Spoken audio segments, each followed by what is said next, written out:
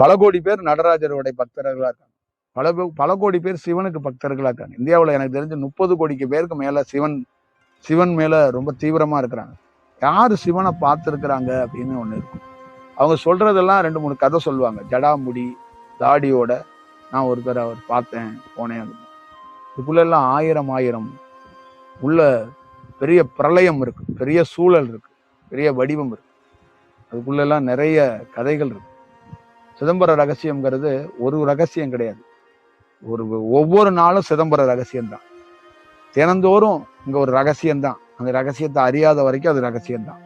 இந்த பிரபஞ்சத்துல நம்ம ஏதோ அறிஞ்சிட்டோம் அப்படின்னு இன்னைக்கு நினைப்போம். நாளை காலைல பார்த்தீங்கன்னா அது அறியாத ஒண்ணு இருக்கும். அதான் சிதம்பர ரகசியம். அது அறியும் போது ஆகா இதான்டா சிதம்பர ரகசியம். அடுத்த நாள் இன்னொன்னு சிதம்பர ரகசியமா ஆயிரும். அதை அறியறதுக்கு நம்ம பயணிக்கணும். அதனாலதான் தியானம் பண்ற என்ன மாதிரி ஆளுங்களுக்கு ஞானம் கிடைச்சாலும் தினந்தோறும் ஸ்டூடெண்டா தியானம் தான் பண்ணணும். நான் தினந்தோறும் நான் ஒரு ஸ்டூடெண்ட் தான். மாணவர்கள்னு நான் சொன்னதுக்கு காரணம் நானே ஒரு மாணவர் தான். என்னோட வேலையே டெய்லி தியானம் பண்றதுதான் வேலை. ஏன்னா நான் இங்க டெய்லி சிதம்பர ரகசியத்தையோ இல்லை என்ன நான் அப்டேட் பண்ணிக்கிட்டே இருக்க வேண்டிய ஒரு சுச்சுவேஷன்.